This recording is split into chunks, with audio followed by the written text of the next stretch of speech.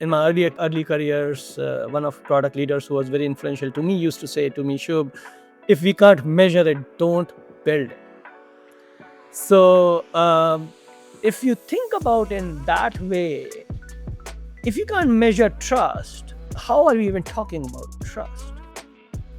That's Sheb Argawal, AI author and educator. Sheb is a pioneer in AI, building long before the mainstream had a name for the work. His story is one of unusually fast growth and a rare instinct for where AI was heading. But at the height of that rise came a sudden halt. A moment that could have ended his momentum, but instead gave him a new, disciplined way of leading in a field that rarely slows down. I'm Thomas Bean, and this is Data Science Leaders. Sheb was at the center of some of the fastest AI growth and once-in-a-lifetime opportunities. He was so early that some of those first conversations sound almost ridiculous today.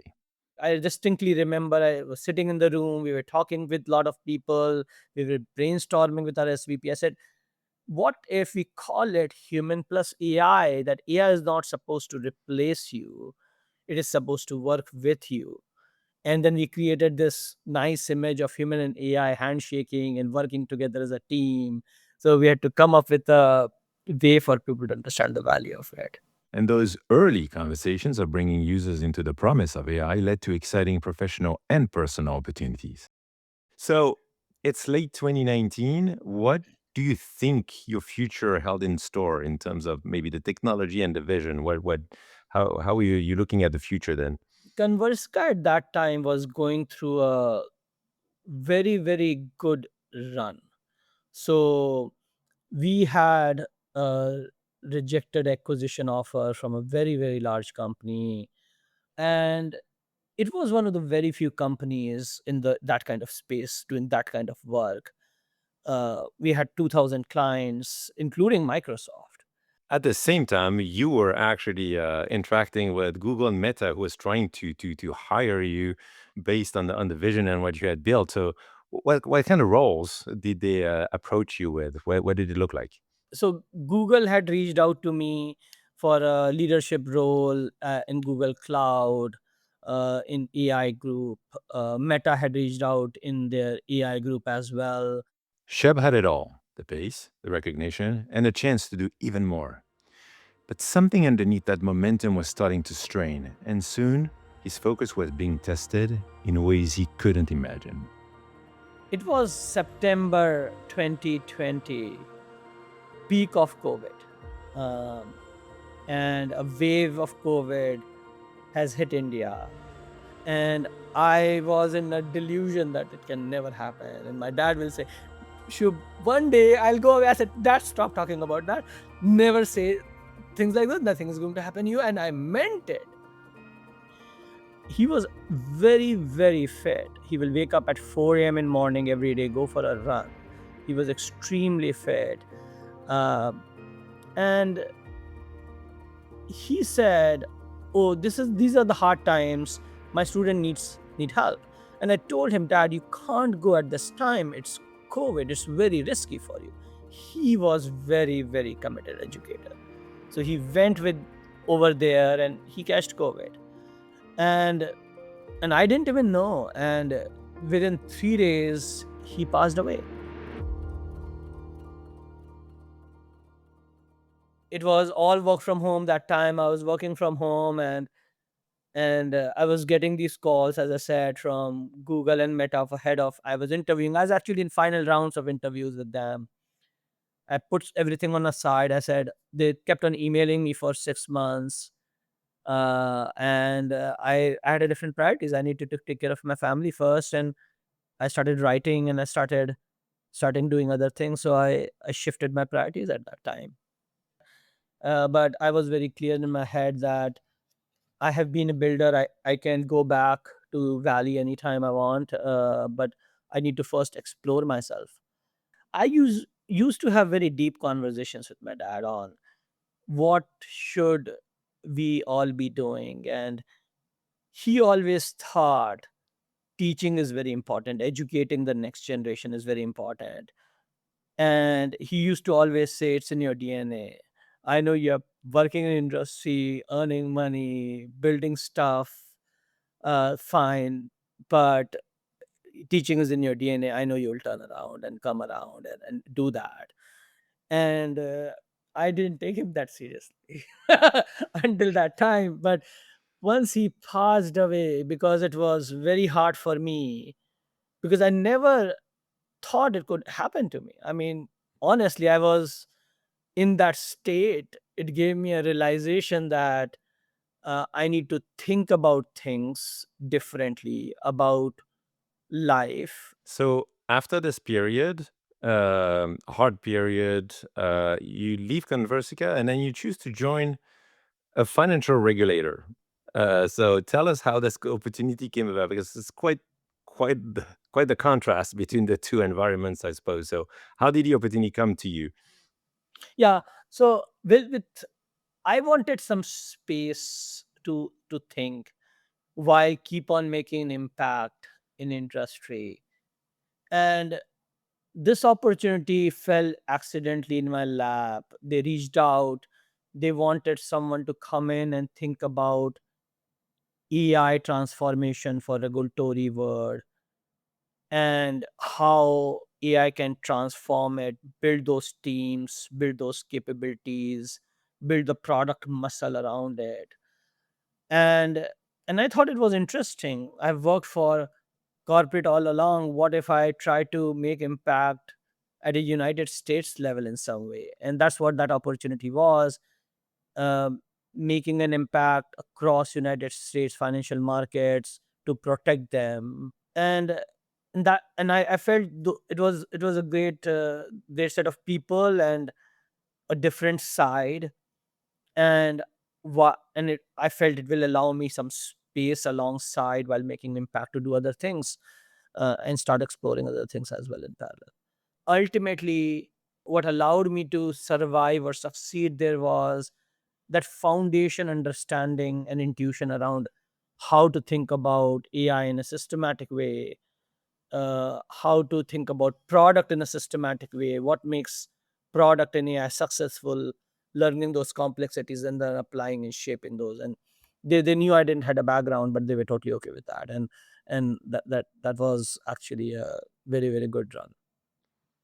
Was it part of the attraction also that you could come with fresh ideas and kind of challenge the status quo a little bit with a different vision on these technology, even maybe the talent aspect? Yeah, absolutely. I think there were two pieces. They wanted someone who understands the product from a foundation and fundamental perspective and what product to do, because not organizations honestly are ready from product management standpoint as well, and product leadership standpoint and product thinking. uh, Building that in organization was one of the reasons. The second was the background in AI and how I can apply AI in a systematic way. And that's another part of the story where during that time I started thinking of codifying it in a way that um, will I can share it to others. Initially, it was in my head as a way of doing things, but then I had to codify it ultimately for others to start building and start using it. And at the same time, maybe using some of the space you were looking for, you started writing. So was did you start writing about this, or did you start writing on other topics? So I actually created a presentation to teach my team, and I created a framework on building AI products, and it was a 9 step framework. And I created that, and I got an overwhelmingly positive response from my team. Everyone was, oh, that makes a lot of sense. Oh, this is very holistic. And now I understand. And that slide I created for the 9 step framework is what I ultimately converted into a book. Um, it started that way. Of course, it went through a lot of revisions with thinking as it is evolving, but I was focusing a lot on principles over tools, and instead of chasing tools and trends, I was focusing a lot on principles that will endure for a long time to come. So they fundamentally remained same for since that time to now. And despite all the changes that happened to with Gen AI and such, so it became a foundation of fees, which is super interesting. At the same time that you started writing, around the same time, you also started teaching, which is also something you had discussed with your father. So, how did the opportunity came to you?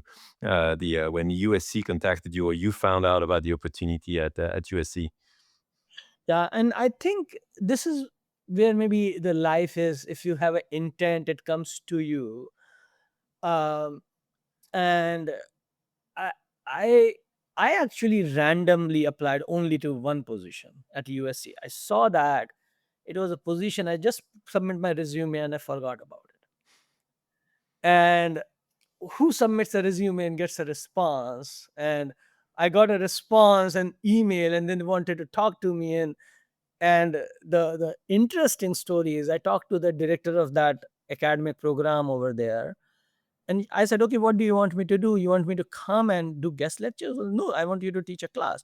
Okay, so I said, do you want me to teach a class with another instructor? Said, no, it's your class. You will go come, create a class, teach a class. I said, interesting. Okay, let me try. But I got overwhelmingly positive response I had not expected, and I decided I will keep on going. So, how did these new roles for you that you started, how did it came back to actually shape you? There was probably a sense of completion or alignment, as you said, but did it change also the way you led on the professional side and such? I think it definitely made me more mature, made me more fearless, and I think it also made me a better thought leader, because now I was blending not only what is happening in industry but also cutting edge what is happening in academics and research and applying it to industry and creating that loop, which was very, very interesting. And the things I wanted to learn, I could put it and start teaching it. And so my learning started growing at exponential rate. And writing also gave me a lot of clarity, thought, and purpose, and allowed me to pull a lot of these ideas that are in your head, and putting those principles on paper is very hard. It's very interesting to hear you speak. Sometimes start sentences in a starter mode where you use the word operator, which is typical startup, and then end up with the scale of academia. It's fascinating. Was there a moment where you realized like all of these things had come together, and maybe you were exactly on the same path your father had been almost like waiting for you? Was there is there a moment where you had this realization? I do think sometimes if my father was here, he will probably say that you are in a path I wanted you to be at. I think he will say that. He wanted me to teach, he wanted me to write, and I'll keep on doing that because it really gives me fulfillment. It really gives me the fulfillment and I didn't know I will have. They also made you ready. What's extremely interesting about your arc and your journey, you were part of academia, you're teaching, you were early AI pioneer in a commercial sense and creating these experiences. You've been on the regulation side, you've been also on the startup side. And then happens Gen AI and all the architectures. Like, how did you live this moment? Because you had been working some of these things. So what did it trigger in you? Did it change your perspective actually? One aspect, I know there's a lot that has changed, but a lot that has not changed. And if you develop intuition, what will happen is you will be able to ride the wave instead of chasing the trends. That's what I try to teach my students as well. So yes, Gen AI happened, but it was not that different for me. It was natural evolution on what was coming. I had to update some of those implications, some of those metrics. So I had to go through that update before I republished the book. Um, that delayed my project for sure, the publishing project for sure. But it was very natural to me, and actually it became even more important for me that um I contribute in that area, in this field, because I was in this from 20 years, and I was always a small set of people who were doing this work, and everyone is company thinks I'm weird, and now it's mainstream. So I just wanted to now make an impact from mainstream perspective, given how important it is, and how it is important for the industry and for the humanity now. What surprised you the most in terms of how teams or maybe even customers responded to GenAI? Some of the things you called super early, and kudos to your vision. The nine elements are still there and adapted a little bit. So, but were there elements that were surprises to you? Yeah. So from customer standpoint, I think one interesting surprise was, because it became a household name, every individual wanted to understand it in some way, use it in some way, and companies now want to embed them as part of their core business instead of being as a side project, something as an afterthought. So that is very interesting, positive surprise, how it has become a discussion that CEO is having, instead of just, there was not chief AI officer role, but chief data science officer role, or chief CTO role, or chief product role. um, except for companies that envisioned it much earlier, right? Netflix and Amazon are example. Jeff Bezos in 1997 letter talks about personalization in his core shareholder strategy, right? So it was there in minds of a lot of visionaries, but now it became in mind of every mainstream company. So that's one thing that surprised me. I think another piece that no one predicted was actually, which is very surprising, is whenever we were doing this conversationally, we knew that it will be much more powerful. Uh, but we didn't know that it could ever generate more than a paragraph, and not generates pages of well structured, thoughtful content. And because we broke the code on language, so we had earlier broken the code on prediction at some level, then we started breaking the code on vision at some level. That's how self-driving cars are made. But language was something that was the hardest to crack, and there was no breakthrough before transformer on the language side. uh, and if you actually think about it in a little bit of a deep way, what you'll realize is language is the core reason how humans interact with each other and innovate. And if you crack that code, you are essentially unlocking a very different kind of intelligence and very different kinds of capability. And that is why Genia is different. And that is how it has surprised me, how applications of Genia is so widespread.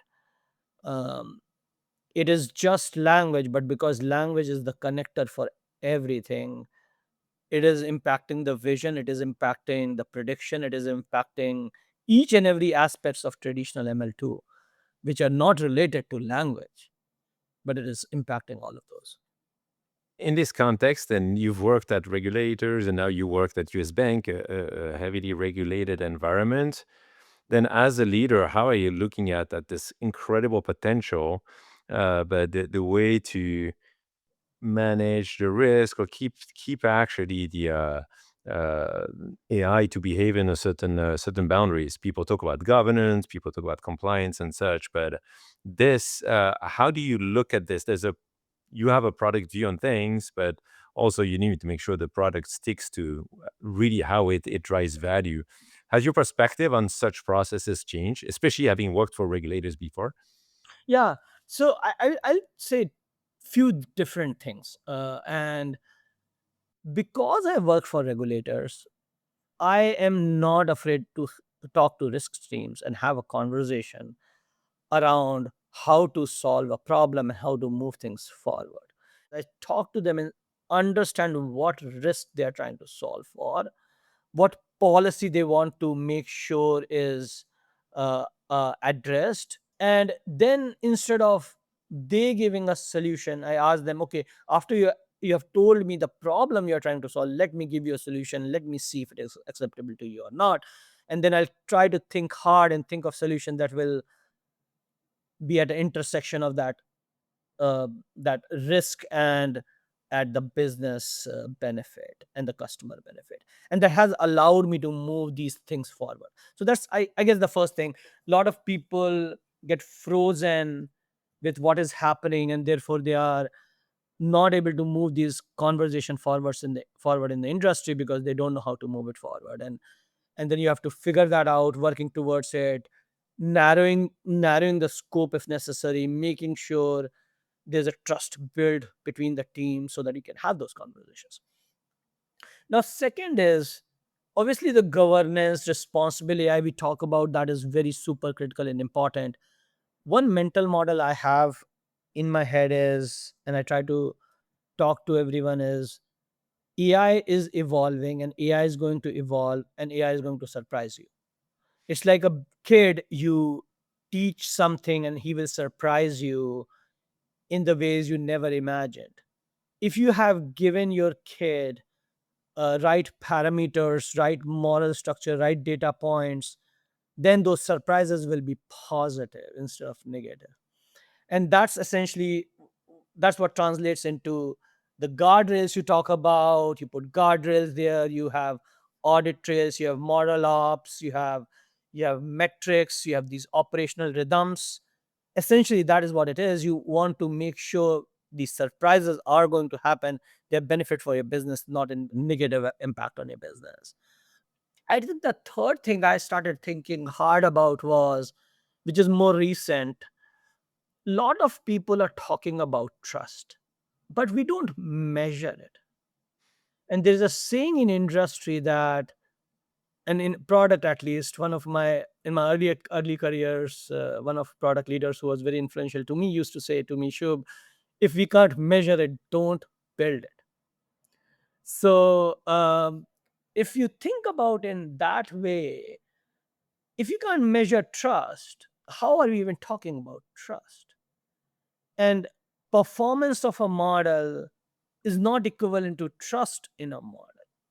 And we have proven that. So I created, as part of this academic, apart from this industry in academic setting, I actually recently founded a lab at USC called as AI Trust Lab, AI Trust Hub.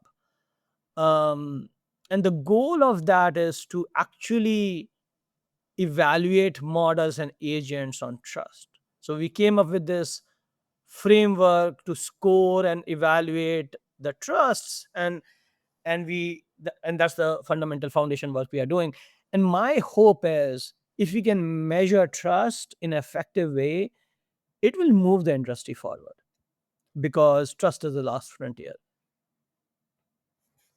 Thank you. I love the idea of being proactive and then educating your AI versus governing it, and then being able having a tangible foundation and measurable foundation of trust, especially in a context. I want to get your opinion where you spoke about getting to a sense of scale when you went to the regulators.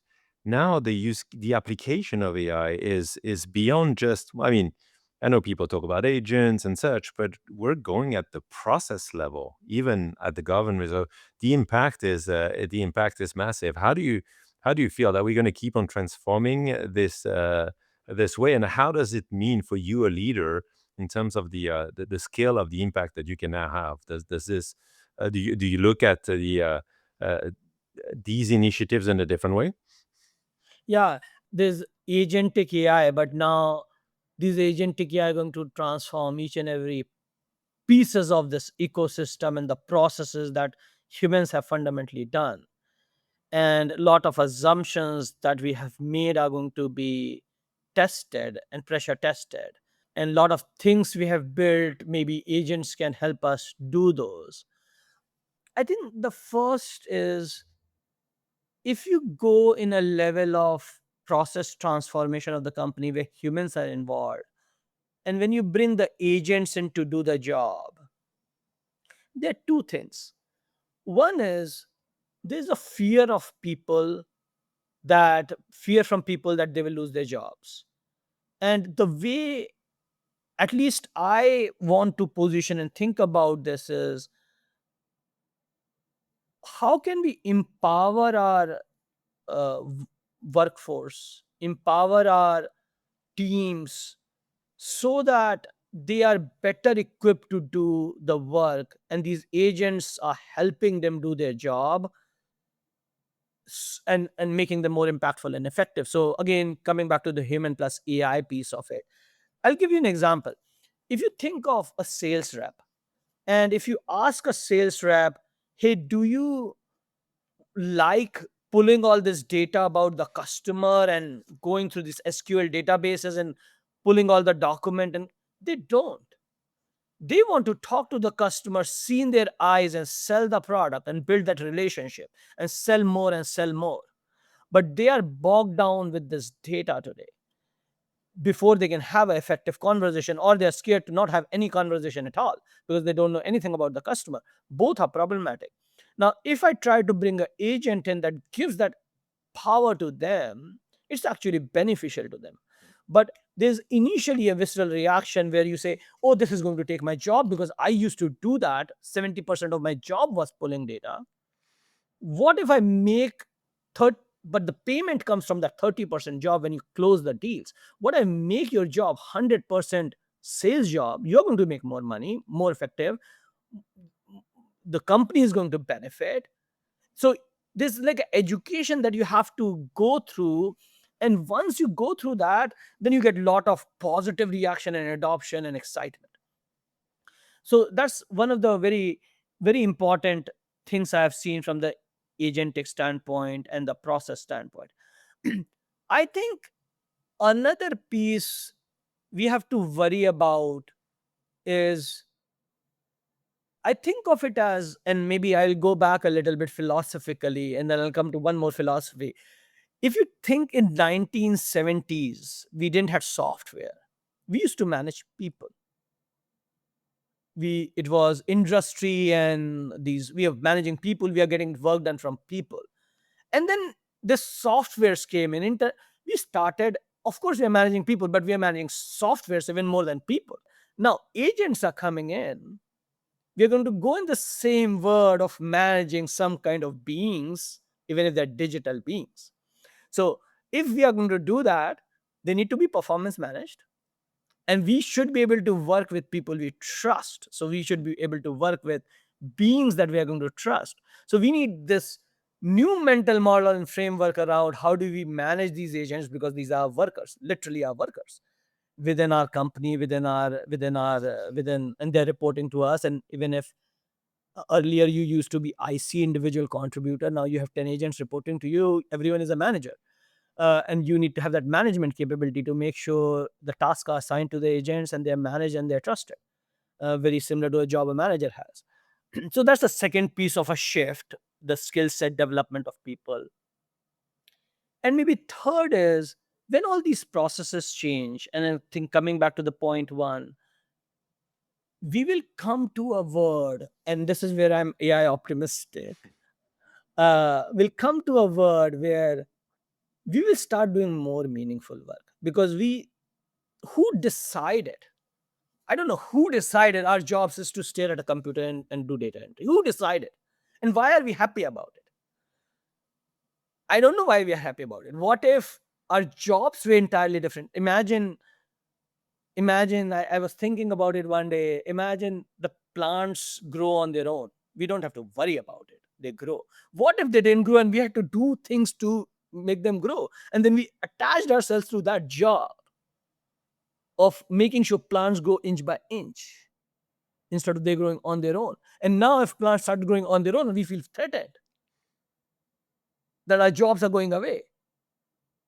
Humans have enough problems to solve that will create new problems for ourselves. Maybe we'll explore space, who knows? And maybe the people who were less equipped to do jobs like we did, they will all replace us and they will do those jobs. And maybe we'll do some other jobs. I love this perspective of being AI optimistic and that AI is going to make us somehow more human. Last question for you. If you think back about who you were in 2019 and you think about this person today, what would you tell this person that's fast, ambitious, and wants to build? Today, what would be your advice to this person? Explore other dimensions, uh, be more patient, keep on building fast. That's important. But there are other dimensions that help reinforce them, and that's why sometimes slowing down is not a bad idea. Sheb's story reminds us that life's hardest moments are opportunities to reshape our approaches to leadership and the need to build the world around us with intentionality and clarity. What especially resonated with me was how Sheb has blended his vision for AI, which has been very consistent across the various ages of AI, but also the other elements, the influence of his father that led him to become not only an entrepreneur and a leader, but also a teacher to maximize the impact and help realize his vision. Sheb's book is Successful AI Product Creation, a 9-step framework. To see it and learn more about Sheb, check out the show description. If this episode resonated with you, please leave a rating or review. It helps other AI leaders find stories like Sheb's. This is Data Science Leaders, where we learn from real experiences of those building and governing the intelligence systems shaping our world. A show by AI leaders for AI leaders. This show is brought to you by Domino Data Lab, trusted by the world's most advanced enterprises to operationalize AI responsibly and at scale.